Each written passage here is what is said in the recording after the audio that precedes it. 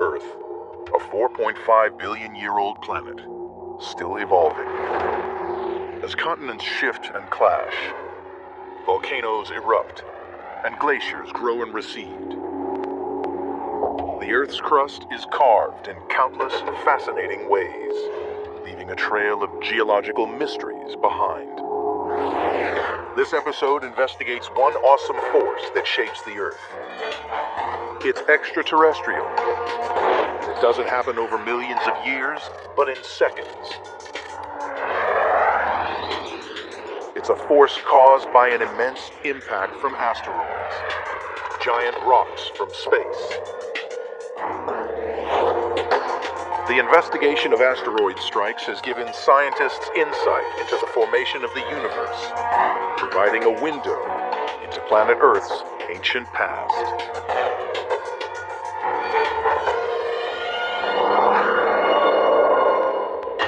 There is a giant hole in the Arizona desert, 35 miles east of Flagstaff. It's huge, 3/4 of a mile wide and 550 feet deep. The Washington Monument could fit inside it. The mystery confronting geologists in the late 19th century was, how did this happen? People agreed that only a massive force could have created such a huge chasm. But what was this force?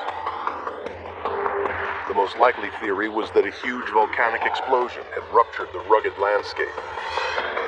Scientists had discovered similar-sized craters in volcanic areas before.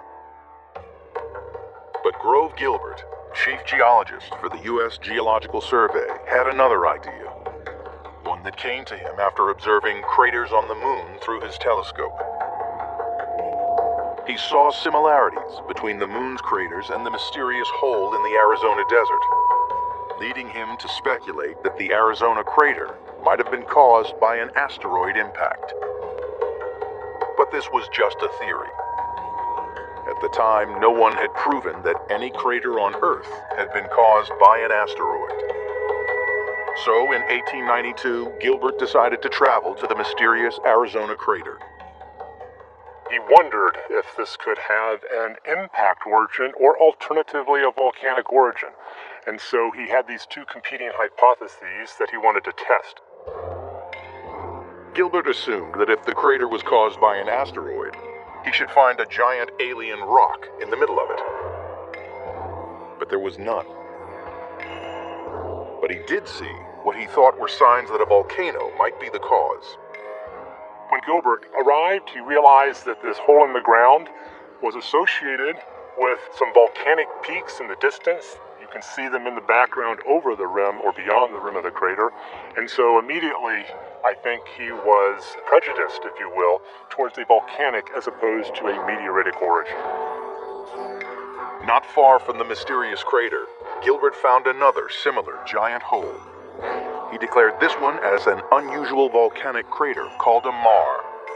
He knew that 4 years before in Japan, scientists had witnessed the formation of a maar after a huge underground explosion of steam. The resulting crater resembled the giant hole Gilbert came across in the Arizona desert. They are produced when basaltic magma rises through the Earth's crust, encounters groundwater, creating a steam explosion which causes a blast that produces craters like the one over my shoulder. Intriguingly, the two almost identical craters were only 50 miles apart in the same desert. One was known to have been caused by an underground steam explosion. Because of their close proximity, Gilbert concluded that the mysterious crater was also caused by volcanic activity. In 1896, he published his findings in an influential report, and for the wider geological community, the debate was resolved. But 6 years after Gilbert's findings, American entrepreneur and mining engineer Daniel Barringer arrived on the same scene. He was intrigued by mysterious small iron rocks shepherds had found around the crater while grazing their herds. Barringer was convinced that Gilbert was wrong about the crater's origins. I'm holding in my hands a fragment of what started it all. It is not the type of material that one finds in any other geologic terrain or created by any terrestrial geologic process. Iron in rock is usually mixed with other minerals, but at the mysterious crater, the iron was almost pure. And there were large amounts normally not found on the Earth's surface, spread over a huge area surrounding the crater. Barringer believed the pieces found here were meteorites, small space rocks that form when big asteroids break apart. He had a hunch that this huge hole in the desert was formed by a giant asteroid made largely from iron. Barringer immediately saw the commercial opportunities. From the crater's size, he calculated that the asteroid must have weighed 10 million tons. With iron then at $80 a ton, Barringer was convinced he could become a rich man from mining the iron. So in 1903, Barringer bought the crater site of over 1,200 acres and hired crews to begin digging. Convinced it was an impact site, he named it Meteor Crater. We're in one of the remnants of Barringer's mining camp. This is a place where his miners lived, ate, slept, while they looked for the buried meteoritic mass that they thought was beneath the floor of the crater. For years, Barringer and his men found only small fragments of iron. Undeterred by this, they kept digging deeper shafts into the earth. The largest of which, the main shaft, you can see is a white island of debris in the center of the crater. And in fact, one of those holes, close to me here, reached a depth of nearly 1,400 feet beneath the surface of the earth. In all of these cases, or most of these cases, they found telltale hints of the impacting meteoritic body, but no giant mass. Barringer did stumble across some clues, however. Strange and unique rock formations, such as fine pulverized rock spread around the crater. He noticed, quite rightly, that it is so fine it is almost like talcum powder, the type of thing that immediately alerted him to something unusual in the geologic processes that shaped the land here. To Barringer, the pulverized rock was a major clue that pointed to one thing: the violent impact of an asteroid. As a geologist, if I saw this rock, I would say, okay, this is not something that I see around a volcanic crater. There's something going on here, and I need to figure it out. Barringer also discovered other oddities. At the crater rim, he noted a bed of rocks that were chaotically overturned. Dramatic energy uplifted the rocks in the crater wall behind me. Originally, they were absolutely horizontal, and you can see that they are tilted upwards. And if you look very closely at the very top of the rim, they are completely overturned. For 27 years, Daniel Barringer obsessively sunk mining shafts in search of his giant iron asteroid, with no success. Barringer died in 1929, having lost $600,000 of his own and investors' money. $10 million in today's dollars. The privately owned crater has remained in his family to this day. But his theory about the asteroid impact at Meteor Crater spurred further investigation based on 3 clues he had uncovered. The first, the pieces of pure iron scattered across the crater. Next, rock that had been crushed into fine powder. And finally, strange rocks thrown up and flipped over at the crater's rim.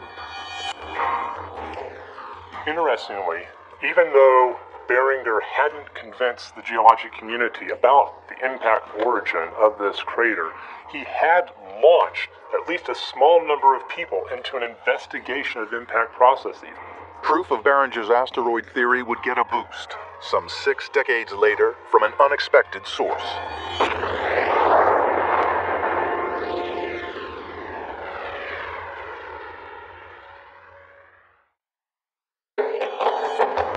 Meteor Crater in the Arizona desert was still a mystery to the geological community. The debate on whether it was caused by volcanic activity or an asteroid impact wasn't resolved until 1960. A young geologist, Eugene Shoemaker, became interested in Barringer's research.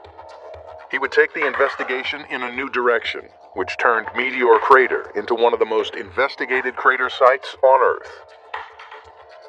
Shoemaker was working on craters left by nuclear explosions on test sites in Nevada.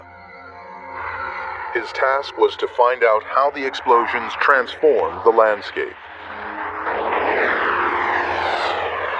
Intriguingly, at the test sites, he found the exact same rock formations Barringer had described at the mysterious Meteor Crater in Arizona. Shoemaker passed away in 1997, but his wife, astronomer Carolyn Shoemaker, recalls his findings. Gene compared Meteor Crater with the craters that he had been mapping at the Nevada test site. At the test site, Gene saw overturned beds also near the top of the craters and the rims. And that certainly told him that there was a strong similarity because they were so obvious at Meteor Crater. Shoemaker came upon another important clue that linked the Nevada test sites to Meteor Crater. He found samples of this very unusual rock. This was once sandstone, but he recognized it had been altered.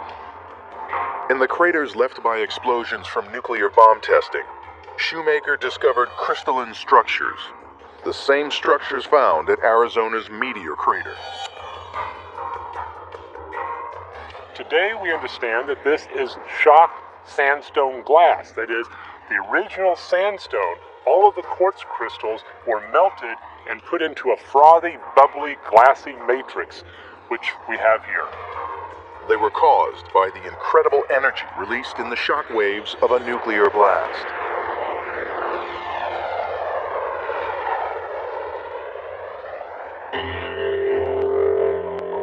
For Shoemaker, it was conclusive proof that the vast Meteor Crater wasn't formed by volcanic eruptions. Instead, it was created by a powerful asteroid impact in just a split second. The shocked rock also gave scientists a clue about the age of the crater. When an asteroid hits the Earth, the energy from the blast is absorbed by the surrounding rock. Using a process called thermoluminescence dating, scientists are able to measure the amount of energy the rock is giving off in the form of light. The shocked rock from Meteor Crater told them that the impact happened 50,000 years ago. But for some, there remained one problem with this theory. If the Arizona Earth was crushed by a huge asteroid, where was the rock that made the impact? Scientists had a hunch that when it struck, the iron meteorite had vaporized. Conclusive evidence came in 1997, when scientists were able to simulate the impact using advanced computer modeling. From the size of the crater, they calculated that the asteroid must have weighed at least 300,000 tons when it struck. The data further revealed that it hit Earth at a speed of over 25,000 miles per hour. That's 35 times the speed of sound. Upon impact, the asteroid triggered a massive shock wave, many times more powerful than a nuclear explosion. Within a matter of seconds, this impact crater behind me was excavated and this debris was deposited on the landscape. Within seconds, the shock wave and the very high velocity air blast radiated across the landscape. The shock wave traveled back up through the asteroid's iron core, vaporizing most of it, and scattering the rest in small pieces over a wide area up to 6 miles away. The energy that produced this crater ranges somewhere from a few hundred to perhaps 1,000 times greater than the energy that destroyed the cities of Hiroshima and Nagasaki in World War II. The investigation has uncovered reasons why there are no big remnants of asteroid rock in the Arizona crater. Crystalline structures in the rock showed evidence of a strong shockwave that followed the impact. Computer modeling revealed that the speed and size of the asteroid created enough energy for the rock to vaporize when it hit. This crater is particularly important because it is the youngest and most pristine impact crater on the surface of the Earth. It was also the first recognized impact crater on the surface of the Earth, and so it is in some sense the Rosetta Stone. It is the touchstone for geology. It is here that specialists from around the world come to study and learn about impact cratering as a geologic process. Since 1960, when Shoemaker proved that Meteor Crater was an impact site, geologists went looking for more. Armed with this new information and the developments in space and satellite technology, they would revolutionize our understanding of how asteroids have shaped the surface of the Earth.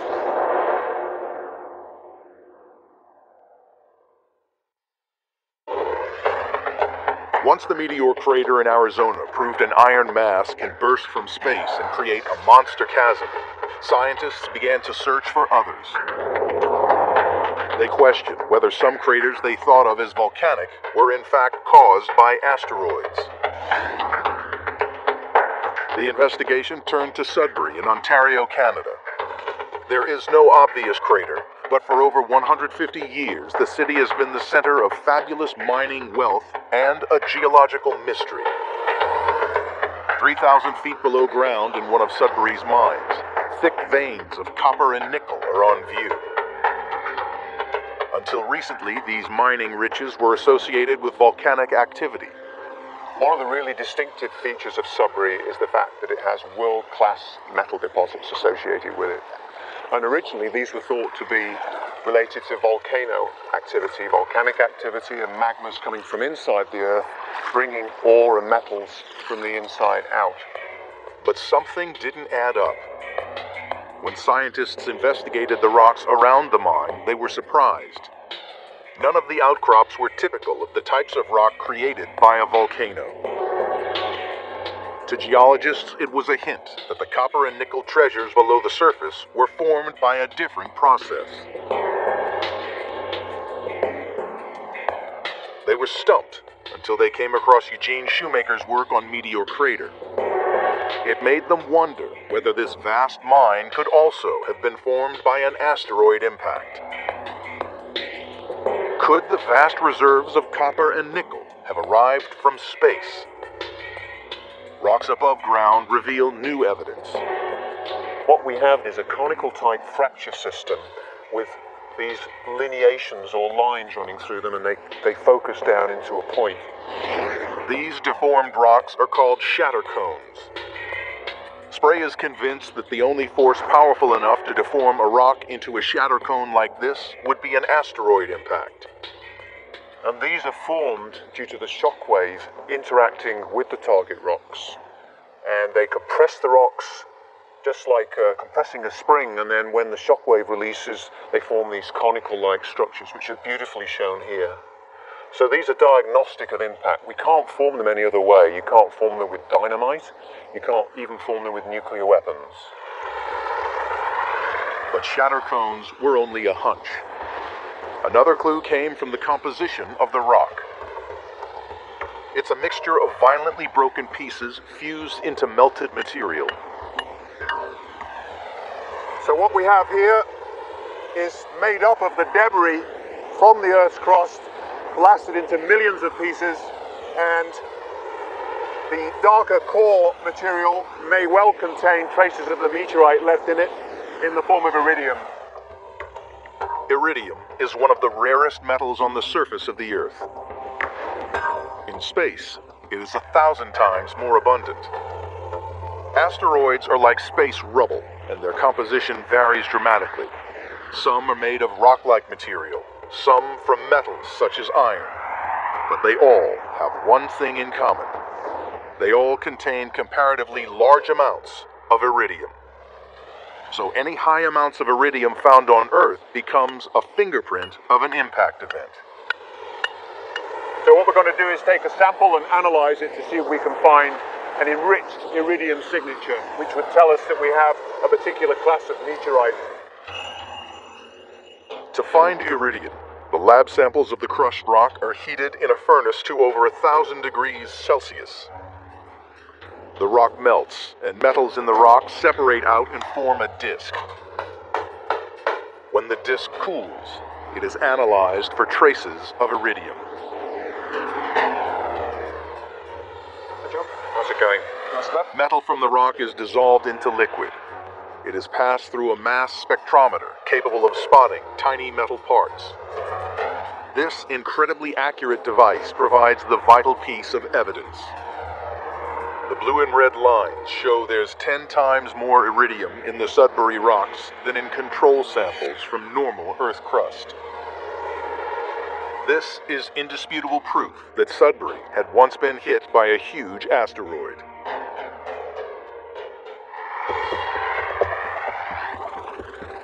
But where was the impact crater?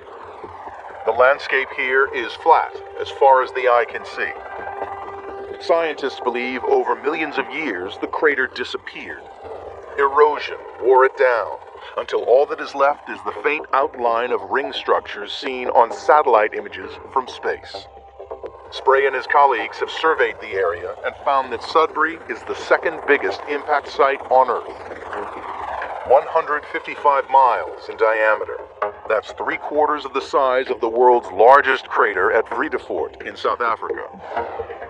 Spray calculated almost 2 billion years ago, a space rock the size of Mount Everest must have crashed into Earth here.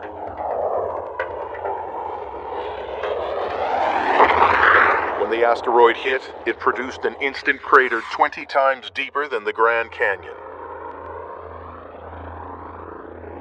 The energy is so intense. With the shockwave going back up through the projectile, the back blows off, and you end up fragmenting the projectile, the meteorite, such that you may even end up with pieces of the Sudbury projectile on the moon, and that's highly likely. So it actually gets blasted out into space. But one question remained. Where did the valuable reserves of nickel and copper come from that turned Sudbury into a famous mining site? The asteroid had vaporized, so the large nickel and copper deposits couldn't have come from space. When the asteroid hit, it penetrated almost 18 miles into the Earth, melting a huge cavity into the rock. Scientists estimate that this giant hole lasted only a short while. Within hours, it collapsed because of gravity. It's just like when you try and dig a hole on the beach in sand with your shovel, you're spading the sand out, and you can only go so big before the sides actually collapse in. After the cliffs collapsed, the crater floor filled up with a deep lake of hot, liquid rock. The hole had been created in seconds, but the hot rock took hundreds of thousands of years to cool. During this time, heavier metals like copper and nickel, naturally present in the liquid rock, sank to the bottom and formed Sudbury's deposits of precious minerals. The impact at Sudbury had radically changed the geology of a wide region, concentrating nickel and copper into awesome mining deposits.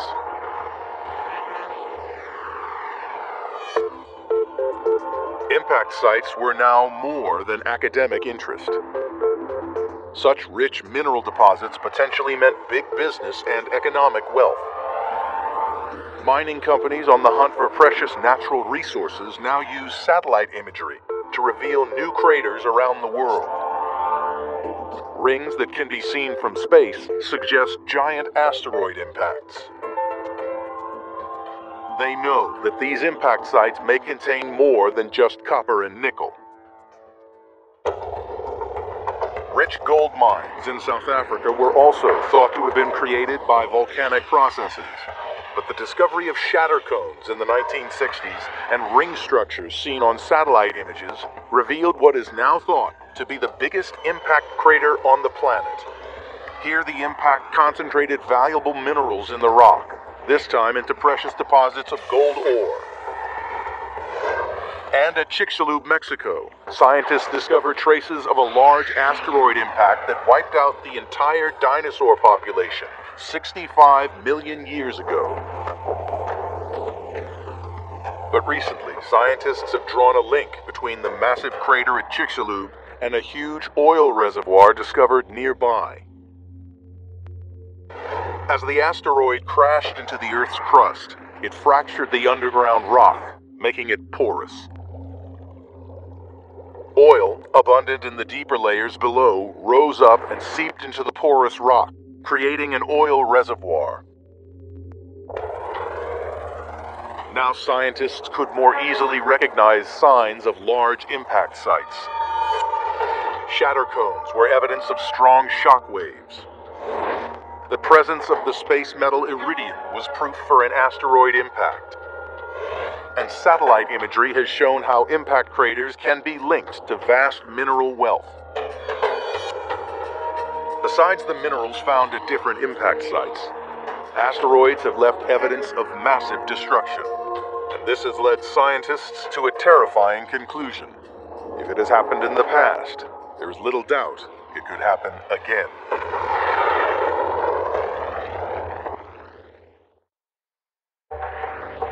October 9th, 1992. Johnstown, Pennsylvania. Thousands of sports fans were watching their local high school football game when a dazzling meteor slashed through the skies. In only a few seconds, it traveled over eastern Kentucky, North Carolina, Maryland, and New Jersey. It became one of the most filmed fireballs in history. When it landed in Peekskill, New York, it smashed the trunk of a car. Luckily, no one got hurt. November 20th, 2008. An asteroid struck Earth again. A mighty fireball streaked over western Canada. As it dashed through the skies of Alberta, it broke into thousands of little pieces. It is the greatest number of fragments recorded from a single fall. Each year, almost 4,500 small-sized meteorites greater than 2 pounds each hit Earth. Over 99% of the impacts stay unnoticed, and damage is minimal. But on rare occasions, asteroids can be devastating.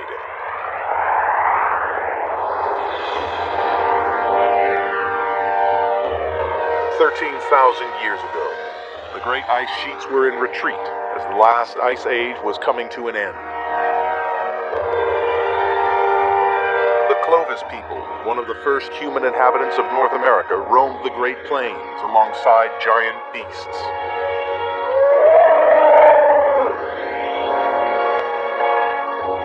A team of archaeologists is investigating the evidence they left in the Sheridan Cave in Ohio, southwest of Lake Erie. Clovis peoples were hunter-gatherers. In other words, they hunted wild game and they gathered wild plant foods. At this time period, there were animals we call the mega mammals, which included large elephant-like creatures such as the woolly mammoth, as well as the American mastodon. Then, suddenly, all evidence of the mega mammals and the weapons used by the Clovis people disappeared. The same observation was made by geologists at other excavation sites across America. Tankersley is convinced a catastrophe drove the mammoths to extinction. And it would have happened in a snap of a finger. Over 30 genera of mega mammals went extinct, and the Clovis technology disappeared forever. Clues to what happened came from another part of the cave. It's in a geological formation known as the Black Mat Layer. It is a dark line of rock packed with charred debris, and it suggests a violent death. The black layer, which you see in this profile, is carbon, a high organic content, and what we're seeing is the remains of animals which were living at that time, which literally had the flesh burned off their bones. In order to do that, we're talking about somewhere between 500 and 1200 degrees Fahrenheit. The cause of the inferno has long been a mystery, but deep in these Ohio caves, Tankersley thinks he has found traces for an asteroid impact. This is what's known as a magnetic susceptibility meter. It looks as at the degree of magnetism of the layers of the sediments. If we take a reading in the layer that predates the asteroid or comet strike, and we look at the reading, it's somewhere around 7. If we compare that at the Black Mat, where we're finding micrometeorites, we're looking at 50 times the magnetism of the layer before we have evidence of an asteroid or large comet. Like at Meteor Crater in Arizona, Tankersley believes the asteroid brought in large amounts of iron, causing a strong magnetic field. As the asteroid entered the atmosphere, it burst into thousands of smaller micrometeorites. He believes that the impact annihilated the mega mammals and brought the Clovis people to the edge of extinction. Skeptics within the scientific community doubt the theory. They think the devastation could have been caused by lightning or a wildfire started by the Clovis people themselves. But recently, further evidence for the destructive power of these killer rocks has been uncovered. In March 1994, Carolyn Shoemaker and a team of astronomers made an extraordinary discovery. They were observing and recording the night sky when a giant fireball approached Jupiter. Here was this fuzzy bar of light, and I looked at it and thought, what on earth? It looked like a squashed comet, because it was fuzzy. It wasn't quite an asteroid, but a comet with a tail. Now called Shoemaker-Levy 9, the comet's mixture of giant space rocks and ice was heading directly for planet Jupiter. Very exciting. We had already been up on a high, and we went up even farther, because this was so unusual. No one had ever actually seen a comet in orbit about Jupiter. Although we knew they had been there, no one had seen a comet impact another body in space. For the first time, the whole world was watching rogue pieces of rock hurtling through space towards a planet. As they entered Jupiter's atmosphere, something incredible happened. The rogue pieces exploded, causing giant shock waves. They left a series of holes in Jupiter, each bigger than the Earth itself. The impact on Jupiter was sensational. It was very large. You could see the dark spot, and you could see the first ring, and then you could see this cloud of dust. The team had witnessed an airburst. As the giant fireballs approached Jupiter at high speed, they were slowed down by the planet's atmosphere. The energy of motion was converted into pressure and heat, and resulted in a huge explosion. A similar airburst over Earth would annihilate all life on the planet.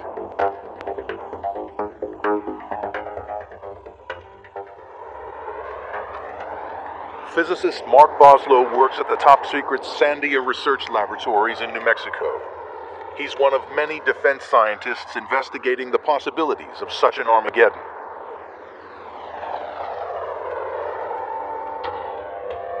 Research suggests we might not be as safe as once thought. The investigation leads to a remote region of Siberia. On June 30th, 1908, a bright flash streaked through the skies. Seconds later, the sound of an explosion followed. The area of Tunguska was hit by an airburst.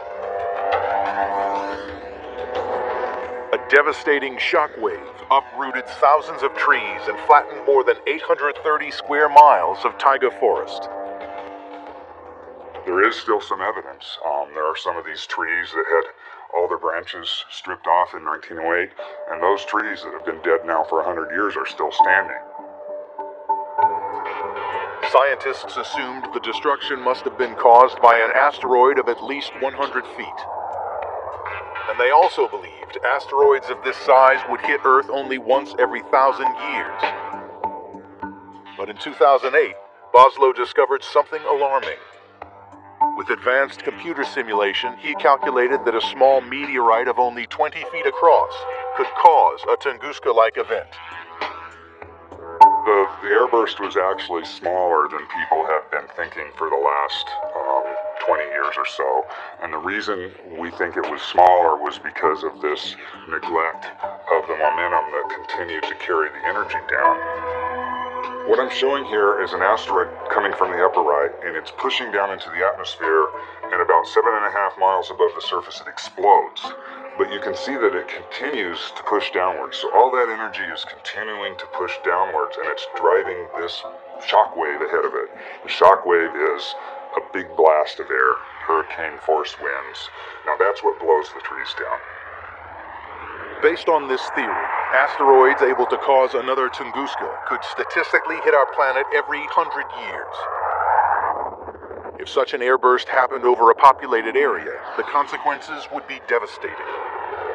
Well, if something like this were to hit or explode over the sky of Los Angeles, it would destroy buildings over that same kind of area, 800 square miles or so, so it could completely wipe out a large portion of the Los Angeles metropolitan area.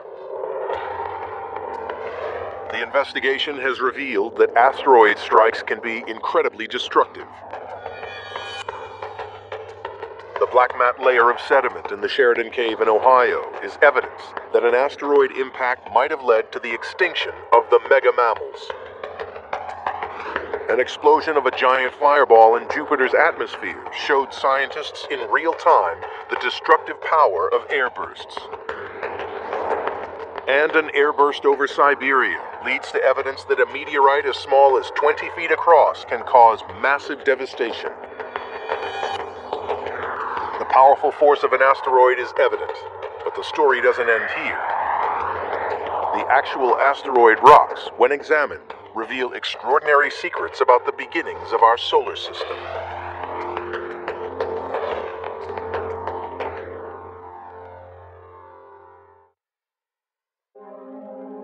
Asteroids plunging from space have transformed the surface of our planet. But there was one thing scientists still had to investigate: the leftover pieces of the asteroid rocks themselves. They contain valuable information about the origins of our solar system and the formation of planet Earth. But this presents geologists with a problem. Most giant asteroids vaporize when they impact Earth, destroying much of their hidden evidence. Geologists had to search for smaller pieces of broken asteroids called meteorites instead. With little weight, these rocks survive the fiery plunge through the Earth's atmosphere and land intact on the planet's surface. Jeff Notkin and his group are hunting meteorites in a dried-up riverbed in Arizona. They are scanning the ground with metal detectors, hoping the signals they are getting lead them to iron meteorites. For the most part, they find iron dust, small magnetic particles from space, which stick to the magnetic hammer. The estimate is thousands of tons of meteorites fall on the Earth every year, but most of those, the vast majority, are tiny dust-sized particles that collect over the surface of the Earth and are never noticed. What Notkin is really seeking is not space dust, but extremely valuable pieces of rock from outer space. He has been hunting meteorites for over 15 years and has built up a collection of over several hundred samples. There are three basic types of meteorites: the irons, which are my favorite, which are what most people imagine a meteorite really looks like, and they frequently have very attractive aesthetic surface features like this piece caused by melting in the atmosphere. The next group are stones, and these are fairly similar to, at least in appearance, to terrestrial rocks, although they contain chondrules and iron and nickel from outer space, which we don't find in Earth rocks. And the third group, the stony irons, is the rarest of the three and also the most valuable, and the value on something like this would be at least $25,000 to $30,000. And if we were to take this piece and cut it open, we would reveal this beautiful interior, olivine crystals, and they're known popularly as the semi-precious gemstone peridot. Monetary value aside, to geologists like Minnie Wadwa, these meteorites are a window into the Earth's ancient past. At Arizona State University, she runs a department analyzing some of the oldest meteorite rocks that landed on Earth.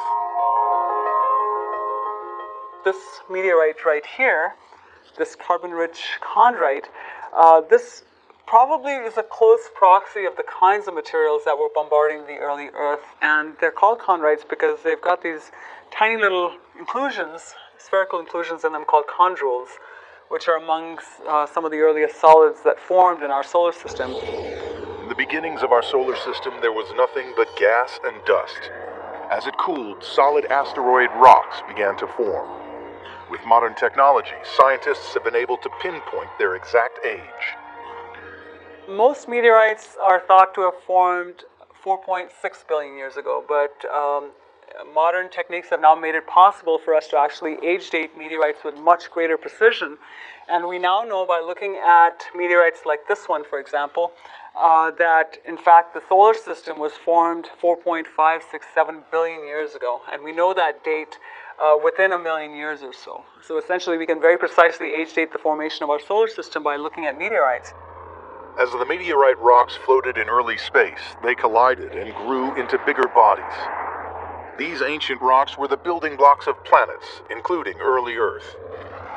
By looking at these types of meteorites, we can actually begin to understand how our own Earth might have formed and what kinds of processes might have happened on the early Earth, because we actually get to look at the deep interiors of small planetary bodies when we're actually looking at some of these meteorites. After the planets formed, the rubble which was left accumulated and formed a cloud of dust and rock between Mars and Jupiter. This is called the asteroid belt. Every now and then, one of these rocks breaks free and tumbles through space at 25,000 miles an hour. When it drops through the atmosphere and lands, it delivers priceless information about conditions on the early Earth.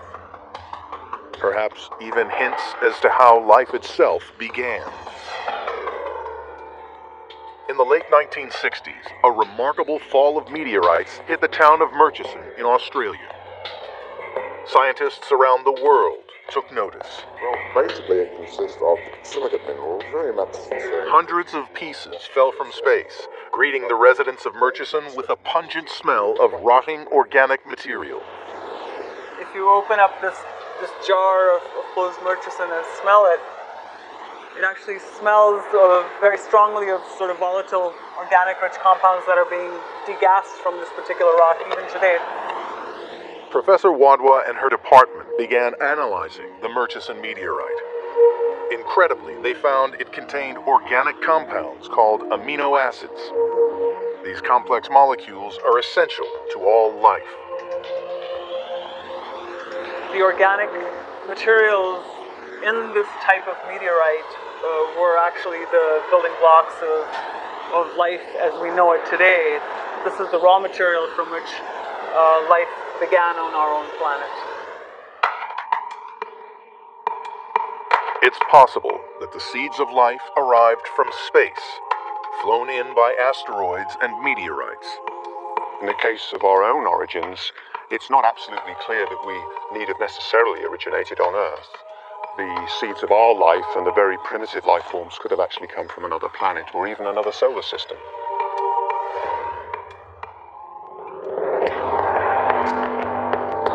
New insights into asteroid impacts has revolutionized our understanding of how the Earth was made. Overturned rock beds around Meteor Crater were clues for a massive impact. Advanced computer modeling shows how asteroid rocks are vaporized after impact. Traces of iridium in the rocks in Sudbury were evidence for an asteroid impact that concentrated precious metals.